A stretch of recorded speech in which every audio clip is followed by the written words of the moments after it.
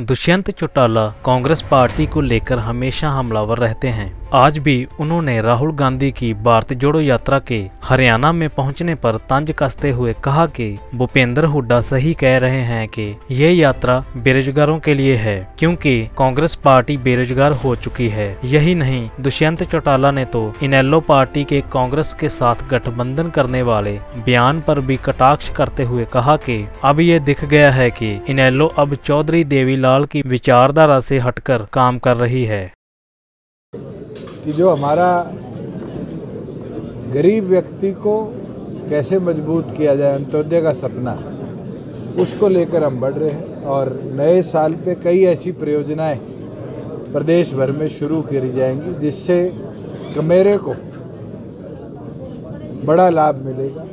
खास तौर पर जो बीपीएल की एक समस्या थी, जिसके अंदर आप फॉर्म भरते थे, rural development urban local bodies उसकी वेरिफिकेशन करता था, उसको अब समाप्त कर परिवार पहचान पत्र के साथ हम जोड़ने का काम करेंगे कि जिसके परिवार की आय भी 180 से नीचे है, बीपीएल सुविधाएं उसको पूर्ण तौर पर मिले। और जल्द ये टारगेट है कि 1 तारीख से नए राशन कार्ड भी उस योजना के तहत हम शुरू कर दें। दूसरा, जैसे हमारी फर्दें थी, आज फर्द की गवर्नमेंट डॉक्यूमेंटेशन कहीं भी हो, उसकी वेरिफिकेशन पटवार खाने में जाकर होती थी। अब क्योंकि डिजिटलाइजेशन का ज़माना है, अब हम government of India approved licence ले चुके हैं और उसके महज कोई भी सिटीज़न ऑनलाइन अपनी फ़र्द निकाले, उस पर QR कोडिंग होगी। बैंक्स भी, गवर्नमेंट रिकॉर्ड भी उसको तुरंत वेरीफाई भी कर सकता है समय के साथ, और उसको एक वेरीफाइड डॉक्यूमेंट के तौर पर ट्रीट करेंगे।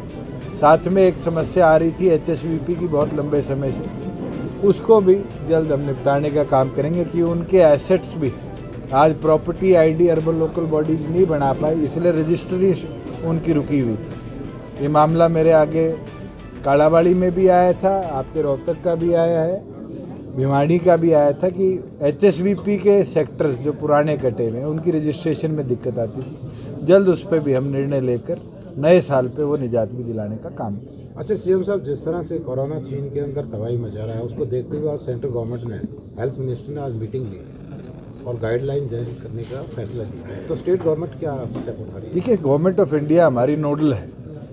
पूरे कोविड के 2 साल के दौर के अंदर वो अपनी गाइडलाइंस जारी करती थी, स्टेट्स उनके ऊपर गाइडलाइंस बनाकर उनको इम्प्लीमेंट करती थी। अभी तो आप बता रहे हैं कि उनने मीटिंग करी है, स्टेट को गाइडलाइंस आएगी, जरूर उनके ऊपर पहले भी चले, आगे भी चलेंगे। पूरा नेशन वाइज मुद्दा बन चुका है drugs. Haryana state drug free हो, इसके लिए क्या प्रयास करें? ऑलरेडी हरियाणा, हिमाचल, उत्तराखंड, पंजाब ने जॉइंट नारकोटिक्स कंट्रोल के लिए एक बड़ा सेंटर पंचकुला में बना दिया गया। और उसके बाद आपने देखा होगा पिछले बड़े अरसे में बहुत बड़े खेप ड्रग्स के पकड़े गए।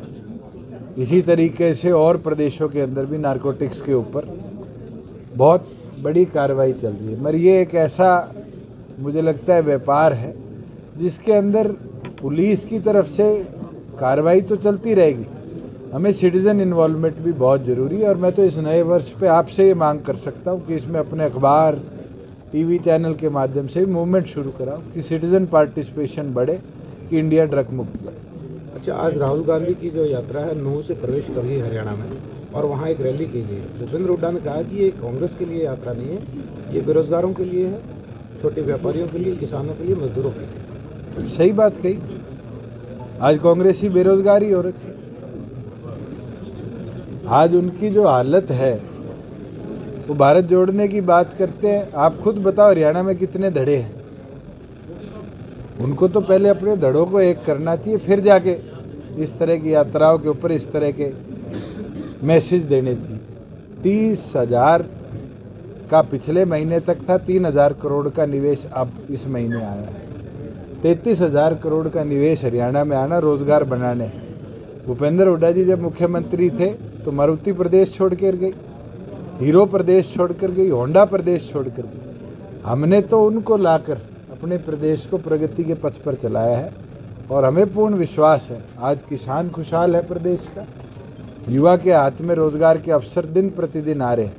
और जो उनके टाइम पे ठेकेदारी प्रथा शुरू करी थी, हमने पूरी तौर पर प्रदेश में उसको समाप्त कर गरीब को प्राथमिक रोजगार मिले कौशल रोजगार के माध्यम से ये अवसर दिए। और आपने खुद देखा होगा कि आज जिसके परिवार की आय 50,000 भी नहीं है, सबसे पहली प्राथमिकता कौशल रोजगार में उसको मिल रही।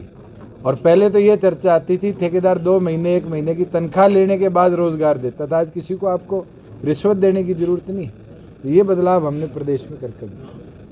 सर, इनेलो के प्रदेश अध्यक्ष का कहना है कि बीजेपी और जेडीपी को हराने के लिए वो कांग्रेस से भी गठबंधन करते हैं। चलो, उनकी पार्टी की सोच उनने बता दी। मैं तो चाहूँगा उनकी पार्टी के राष्ट्रीय अध्यक्ष चौधरी ओम प्रकाश चौटाला जी भी इस पर मोहर लगाए कि उनके प्रदेश अध्यक्ष ने जब ये बात कह दी कि वो कांग्रेस के साथ मिलकर आगे चल सकते हैं, तो ये तो चौधरी देवीलाल की विचारधारा को आज पूरी तरह भूल कर कदम उठाना है। चौधरी ओम प्रकाश चौटाला फिर सक्रिय हो गए हैं, वो करें कि थर्ड फ्रंट अब बनेगा।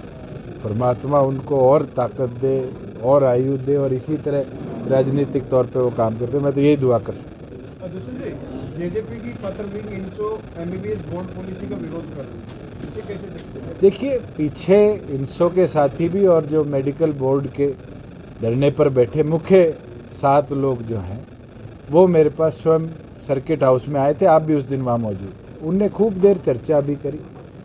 4 पॉइंट्स उनने मेरे आगे रखे और सीएम साहब ने वो चारों तो रिजॉल्व करे ही, 1 पॉइंट और उससे अधिक रिजॉल्व कराने का काम किया। मुझे लगता है नई पॉलिसी कल इशू हो गई थी और अब बच्चों को सेटिस्फाइड होकर अपनी पढ़ाई पर ध्यान देना चाहिए, क्योंकि उनके भविष्य के लिए ये ज़रूरी है। और सरकार के जिस तरह एक्सपेंशन हो रहे हैं day by day medical colleges के लिए, हमें भी आगे टाइम पे शिक्षित डॉक्टर चाहिए।